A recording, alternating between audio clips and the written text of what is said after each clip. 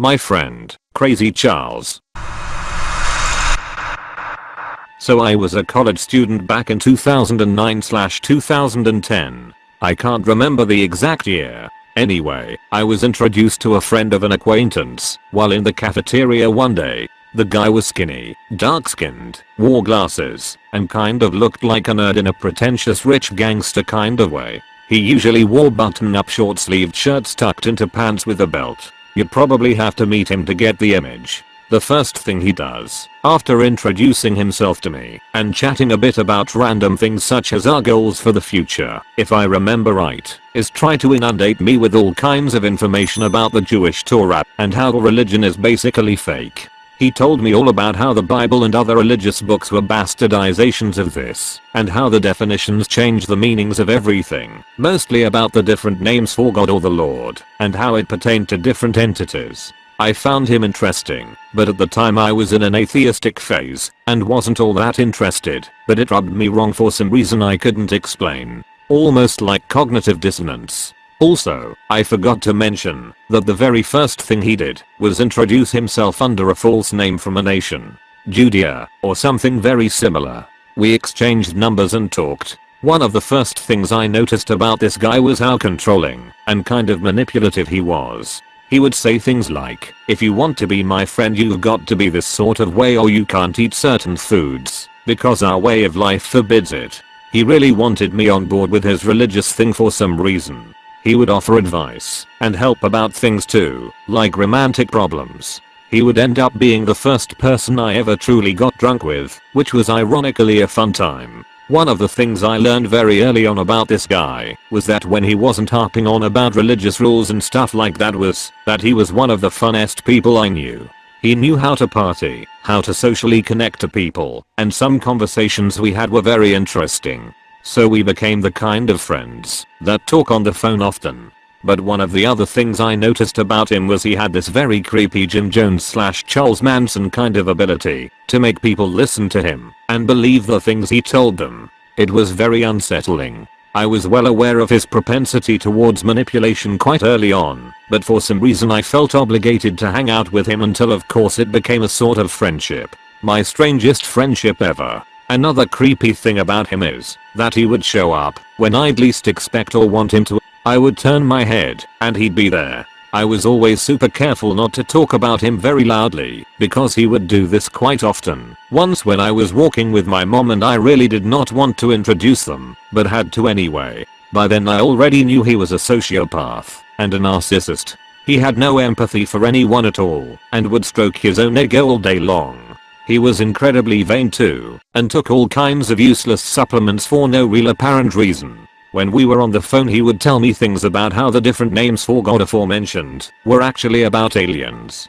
He said humans were designed to mine for gold, because it would make the aliens immortal. The story he would try to sell me on would change many times over the course of our friendship depending on what he was into. It would go from Jewish to Jamaican, then to Egyptian, then to something else I can't remember.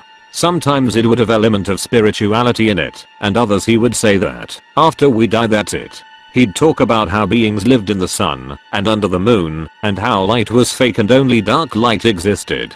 Then he'd talk about how I should put together all of my college loan money with his so he could buy a house near the beach and we could live it up down there. Like I'd fall for that. Anyway, we meet these girls and he wants to show me how easy college girls are. So he starts chatting up this girl and her friend who happens to be a homosexual. Their relationship is short-lived, and it's mostly because she said he had a temper and was too controlling. She's the one who told me his real name because she saw his ID card. So this guy gets the idea that he wants to kill her and her friend for humiliating him. Apparently the ex's friend mocked him or something. He said we don't let people do things like that to us and get away with it. So he started shopping around for poisons, a gun, and a knife. Anything to try to get his revenge. He talked other people into helping him get these things too. So, I see this getting out of hand and the girl is a very nice girl, so I do the only thing I can and tell security. But I tell them to keep me anonymous, because this guy is crazy and has said many things about wanting to be a gangster and wanting to kill people. Well, those idiots fornicate that up, and he ends up finding out about it. I find out from a mutual friend at some point that this guy wanted to kill me. He had plans to do so, but it seemed like some people either didn't come through for him, or those friends weren't that into the idea. Anyway, we kind of sort of pseudo bury the hatchet. Although he did tell me many times that he could kill me himself, but he wouldn't do that because I'm his one and only true friend. I roll, but I don't doubt he would actually try to do it. I told him I was manipulated into telling on him. Long story, as you can tell this story needn't be any longer, and I'm trying to just give highlights and context. The things he said kept getting crazier and crazier, and if you tried to disagree with him, he would just get argumentative with tons of false facts or continue on. Some people actually bought this stuff and were kind of like disciples to him, but I just couldn't get behind blatant lies that a sociopath made up. At a later point we decided to go to a beach town to hang out, get drunk, and have fun. Yes, I was tempting fate, but back then I didn't care so much about my life and I really needed to get out and break free from being a shut-in that never did anything. So me, him, and 2 other friends went to this awesome college beach party town. It's only important to mention this because one of the friends he invited along was a guy with social issues that he didn't actually know. The guy just had money and the other guy had a car. He used these guys as a means to an end. They weren't his friends, to my surprise. At one point the guy with the car strands us in the middle of the night when the whole town goes dead. Our cell phones died, and a drug dealer was the only hope for a ride we could get. So the dealer requests we hold something for him in exchange for a ride, while he goes to get his grandma's car. Charles makes me put it in my pocket after a bit. Looking back, the guy was doing everything he could to make me look even more suspicious. He had me wait in an alley, I can't remember why exactly.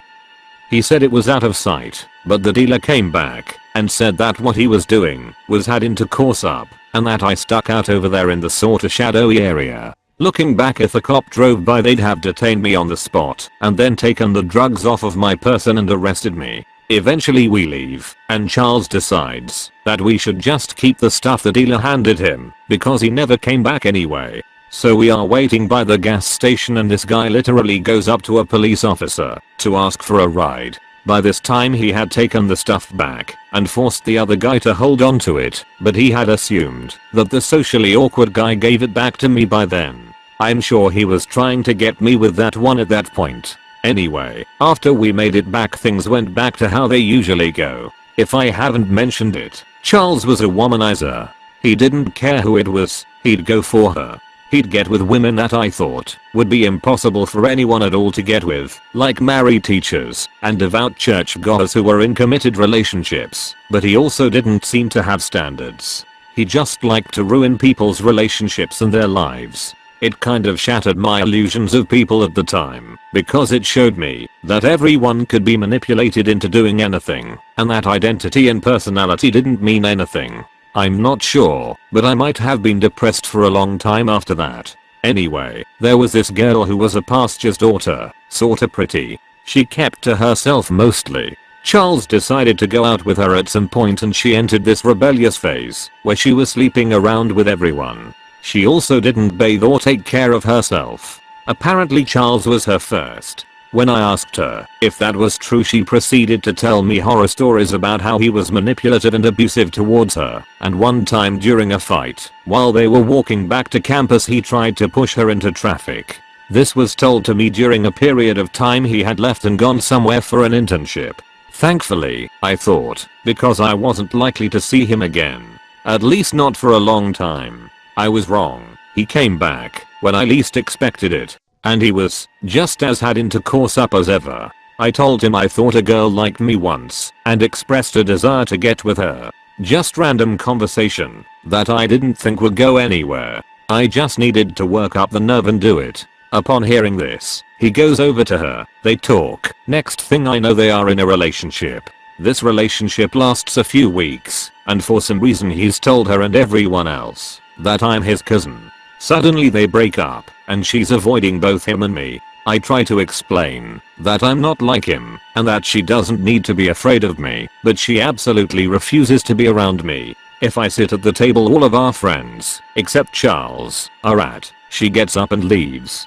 Someone asked her about it and she told them that it was because Charles was my cousin and that he did horrible things to her when they were together. This scumbag did that stuff just because I liked her, and in a way it was my fault. Anyway, a few years later, circa 2012 or something, I have a new circle of friends. A guy named Ricky, another named Mike, and a girl named Karen. Ricky had a huge crush on Karen, but we all got along just fine. One day Charles just shows up and tries to get Ricky to join us in our adventures or what fair. I'm really just trying to find any excuse to distance myself at this point, but I guess at this junction in my life I'm still way too shy to tell people off or not be afraid to speak up. Anyway, this idiot has some plan to form our own gang or something, and one day he's trying to three-way call us. I badly wanted to tell Ricky that giving him his number was a terrible idea, but I didn't want to get shot or stabbed or anything.